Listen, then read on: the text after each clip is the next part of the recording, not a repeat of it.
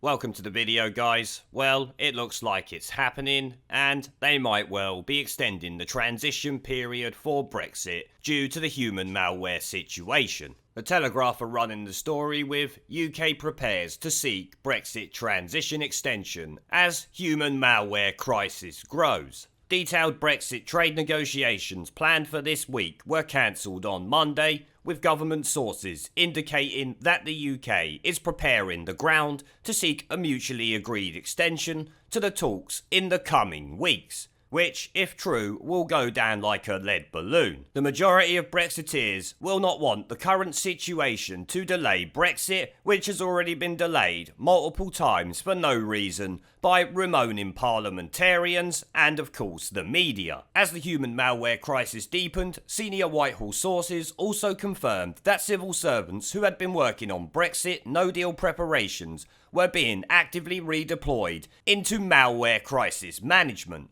And yes, while that is likely true, it doesn't mean that Brexit has to be delayed or cancelled as the Remoaners would want. Given the damage to the economy that this situation is going to cause, even a no-deal Brexit is not going to make any difference to that, because the current situation we obviously find ourselves in, and by the looks of it, the government are ready to pump money into the situation, given the 330 billion they announced yesterday. EU sources said hopes of conducting a full negotiation round via video link had been crushed by the COVID-19 outbreak, which has put large swathes of Europe into effective lockdown and limited the ability of EU diplomats and officials to prepare for the talks.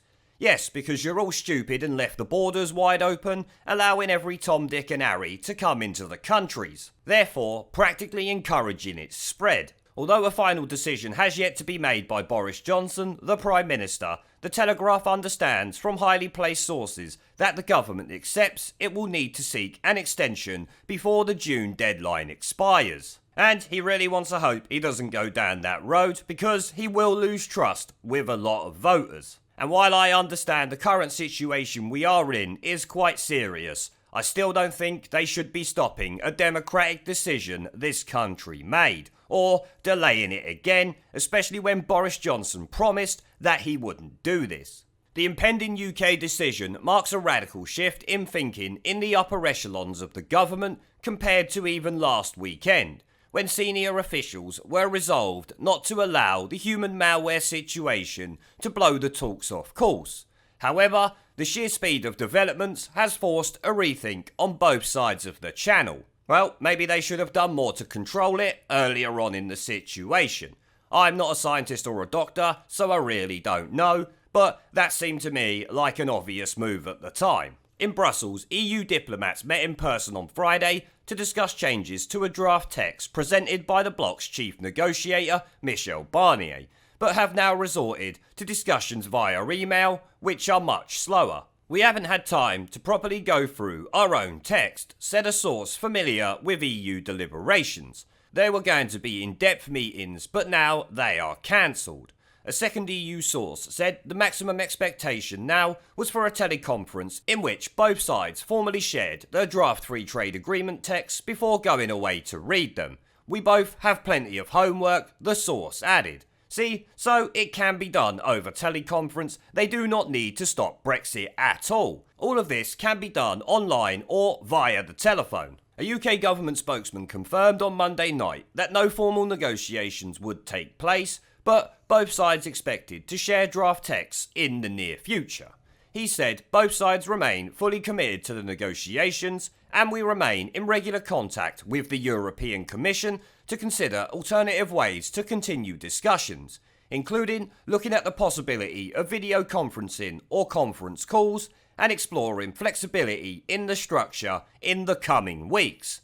Well, that flexibility better not mean extending the transition period, which it says here, and we already know, the transition period ends on December the 31st, 2020. This is enshrined in UK law. A Downing Street source said it was totally untrue that an extension was under consideration, adding that no conversations had taken place about it. And I really hope that is true. However, a source familiar with UK thinking said the decision to seek an extension was likely to come fairly quickly, following the sharing of 2 drafts, which would highlight the fundamental differences that remained between the 2 sides. With human malware pressure building fast, the UK source with knowledge of the new political thinking said the expectation was that a British request to extend would emerge sooner rather than later. So be prepared for a sellout, all thanks to human malware, guys. Senior Whitehall sources said the scale of civil service redeployments was still in flux, but confirmed that 2 Director General, 1 grade below Permanent Secretary, had already been moved from Brexit to COVID-19 duties. The source added that the Cabinet Committee covering both EU and other global trade deals had been paused because all ministers were focusing on the malware. A planned Cabinet Committee discussion on US trade talks was dropped, and it was unclear whether those negotiations would be launched next week via video conferencing or ditched. Sources says the expectation is they will be dropped. Although negotiators do not rule out the possibility of concluding a basic EU deal by December 31st, even allowing for a few missed rounds of talks this spring, sources said it was now accepted that business would be now in no state to implement disruptive new arrangements on January the 1st, 2021. The EU side, which warned that the timetable was dangerously tight, even before the human malware situation, is expected to agree any UK request for more time. Well, let's hope they don't go and do that, though I've got a slight feeling that they might be. So let's be prepared for that, guys. Under the terms of the withdrawal agreement, the UK can request an extension of up to 2 years, giving both sides until the end of 2022 to finish the negotiations. Any extension would be a flextension, which could lapse as soon as a deal with Europe was concluded if human malware passed over more quickly than expected. As part of an extension, the UK will also need to agree some form of continued payment, since the current 39 billion Brexit bill only covered the period up to the end of 2020. However, EU sources said they expected discussions to be formulaic and not politicised. Yeah, because they need our money, they're begging for this to happen, of course. Leading Brexiteers reacted with scepticism to suggestions of an extension. Marc Francois, the chairman of the European Research Group, said, "Fortunately, modern technology such as video conferencing and Skype facilitates negotiating even at a distance." And he is spot on, like I said earlier.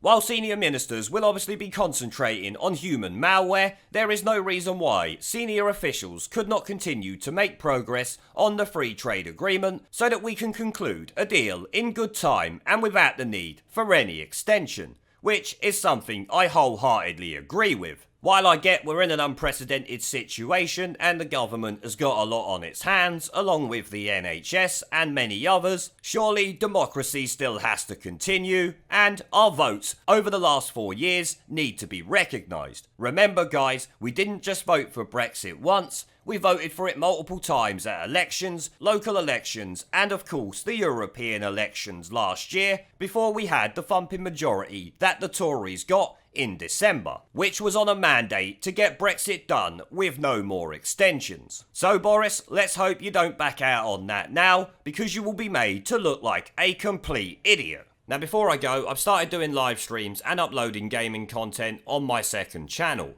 If you would like to come and join me for a live stream to chat in real time, have an interest in gaming related content on YouTube, or just want to follow me over there because you are a legend, the link will be down in the video description below and as a pinned comment. I hope to see you all there. Now as always, before I go, I want to thank our PayPal, Patreon, Subscribestar and YouTube members for supporting the channel, along with everyone who watches my videos.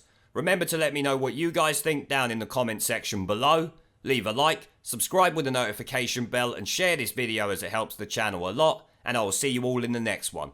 There is a pattern consistent throughout history of oppressed people turning on the oppressors. Slaves against their owners, the peasantry against the feudal barons, colonies, Mr. Verhofstadt, against their empires. And that is why Britain is leaving. And it doesn't matter which language you use, we are going and we are glad to be going. We're off.